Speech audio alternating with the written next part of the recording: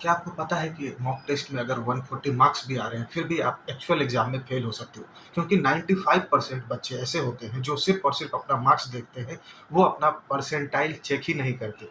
But एक शौक की बात मैं आपको बताता हूँ कि एक्चुअल गेम मार्क्स का नहीं है। एक्चुअल गेम है उन 3 हिडन ट्रैप्स का, जो मैं आपको इस वीडियो में बताऊंगा, जो आपके परसेंटाइल को ऊपर आने ही नहीं दे। हम सोचते हैं कि 140 प्लस मॉक्स में यानी कि सिलेक्शन पक्का, पर ट्विस्ट ये है कि ये ध्यान ही नहीं देते कि मॉक इजी है या हार्ड। अगर मॉक इजी हुआ तो 140 प्लस मार्क्स पर भी आपके परसेंटाइल बनेंगे सिर्फ 70, यानी कि डायरेक्ट फेलियर।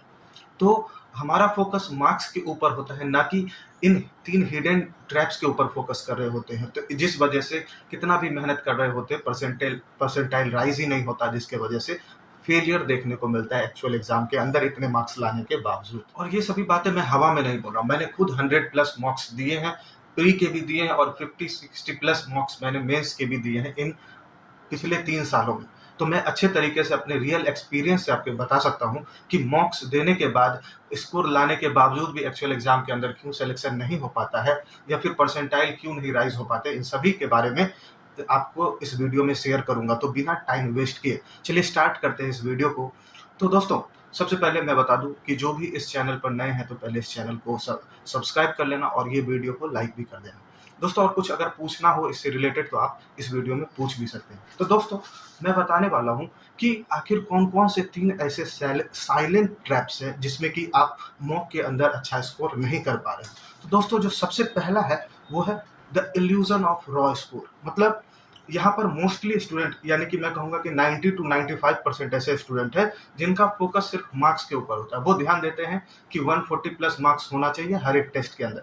वो इसके ऊपर ध्यान नहीं देते कि ये जो मॉक टेस्ट है उसका लेवल कैसा है, वो इजी लेवल है, मॉडरेट लेवल है, या फिर हार्ड लेवल है। क्योंकि लेवल के अकॉर्डिंग आपके मार्क्स में चेंजेस होते हैं। आपको मैं एक प्रो टिप देता हूँ कि आज के बाद से जब भी आप मॉक दोगे तो आपका फोकस मार्क्स के ऊपर नहीं होना चाहिए, आपका फोकस परसेंटाइल के ऊपर होना चाहिए। और आपका टारगेट क्या होना चाहिए? आपका टारगेट ये नहीं होना चाहिए 140 प्लस, 150 प्लस, 160 प्लस, ये टारगेट होना ही नहीं चाहिए। आपका टारगेट क्या होना चाहिए कि परसेंटाइल जो है एग्जाम के अंदर वो 90 प्लस हो।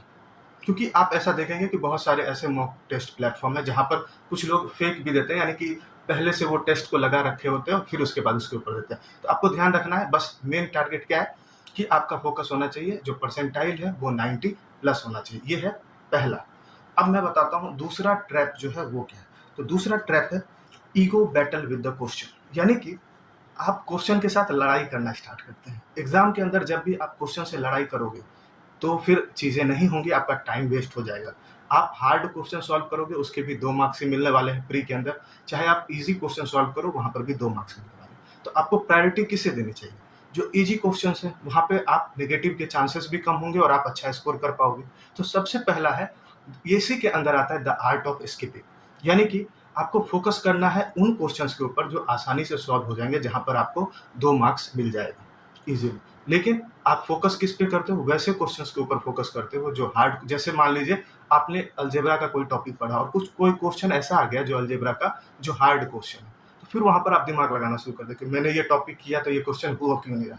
यहाँ पर आपका ईगो सामने आ जाता है, और जब भी आप ईगो के अकॉर्डिंग काम करोगे तो वहां पर आपका टाइम मैनेज नहीं हो पाएगा और फिर आप काम खत्म हो जाएगा, आप वहीं पर फेल हो जाओगे।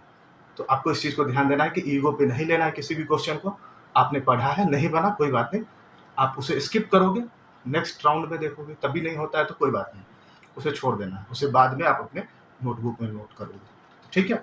अब मैं बात करता हूँ नेक्स्ट जो है वो है टिप नंबर 3, वो है analysis of the mock test.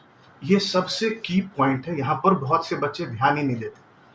क्या करते हैं? वो सरफेस लेवल एनालिसिस करते हैं चीज़ों की। यानी कि आपने क्वेश्चन अटेम्प्ट किया, वो बस देखते हैं कि कौन सा क्वेश्चन सही है, कौन सा क्वेश्चन गलत है, सरफेस लेवल पे देखा, काम खत्म।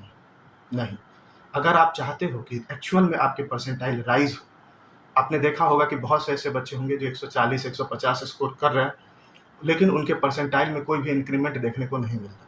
तो मैं आपको बताता हूँ कि एक्चुअल में अगर परसेंटाइल इंक्रीज करना है तो उसके लिए क्या टिप होगा वो मैं बताता हूँ। सबसे पहले आपको फोकस क्या करना है कि आपको अलग अलग लेवल पे एनालिसिस करना है। सबसे पहला होगा वैसे टॉपिक्स, वैसे क्वेश्चन, जैसे कि आप कोई क्वेश्चन आ गया जो टॉपिक आपने नहीं पढ़ा था। ठीक है, मान लीजिए वर्ल्ड ज्योग्राफी का किसी टॉपिक से क्वेश्चन आ गया, तो फिर आपका फोकस क्या है? एक तो आपने टॉपिक नहीं पढ़ा, उस क्वेश्चन को आपने नोट किया। फिर उसके बाद सेकंड लेवल जो होता है उसमें होगा कि आपने टॉपिक तो पढ़ा है उसके अंदर, लेकिन ये जो क्वेश्चन है उसके अंदर जो कॉन्सेप्ट है वो कॉन्सेप्ट आपसे क्लियर नहीं हुए ठीक तरीके से, तो उस कॉन्सेप्ट को आपको फिर से रिवाइज करना है। अगर कुछ नया कॉन्सेप्ट आ जाता है तो आप उसको नोट करोगे अपने कॉन्सेप्ट वाले कॉपी में। और तीसरा जो है वो है सिली मिस्टेक। देखिए, अगर आपको सिलेक्शन लेना है, बिल्कुल एकदम ध्यान से मेरी बात को सुनिए, अगर आप चाहते हैं कि सिलेक्शन हो तो फिर आपको यहाँ पर सिली मिस्टेक्स जो भी कर रहे हो उस सिली मिस्टेक को रोकना होगा। और कैसे रोक सकते हो, तो आप एक एनालिसिस कॉपी बनाओगे। आप जितने भी टॉपर्स हैं उन सभी के आप अगर आप वीडियो देखोगे तो वो भी सेम ही बात कहेंगे जो मैं अभी बोल रहा हूँ। क्या कि उन्होंने एक कॉपी बनाया जिसे ब्रह्मास्त्र कॉपी कहते हैं, कुछ टीचर्स उसे ब्रह्मास्त्र कॉपी कहते हैं, आप कुछ भी कह सकते हो, ब्रह्मास्त्र बोलो जो भी बोलो, मैंने भी बनाया। अब उसके अंदर जिस तरीके के मिस्टेक्स हो रहे हैं उसके अकॉर्डिंग चीज़ों को लिखते जाना है, ठीक है। जितने अच्छे तरीके से आप लिखोगे, जितने अच्छे तरीके से एनालिसिस करोगे, उतने ज़्यादा चांसेस होंगे कि आपके परसेंटाइल में राइज देखने को मिले। तो दोस्तों, मैंने इस वीडियो में आपको 3 हिडन ट्रैप्स बताए जो आपके परसेंटाइल को राइज कर देंगे। बहुत से बच्चों को ये चीज़ें पता होंगी लेकिन वो इम्प्लीमेंट नहीं करते होंगे। तो मैं बता रहा हूँ कि आज से जिन लोगों ने इम्प्लीमेंट नहीं किया वो लोग आज से इन सभी चीज़ों को अपने मॉक के अंदर, अपने टेस्ट के अंदर इम्प्लीमेंट करना स्टार्ट कर दीजिए। देखोगे कि 5-7 मॉक देने के बाद आपको इम्प्रूवमेंट देखने को ज़रूर मिलेगा। इस अकॉर्डिंग अगर आप काम करते हो, उम्मीद है ये चीज़ें आपको पसंद आई होगी। तो थैंक यू सो मच।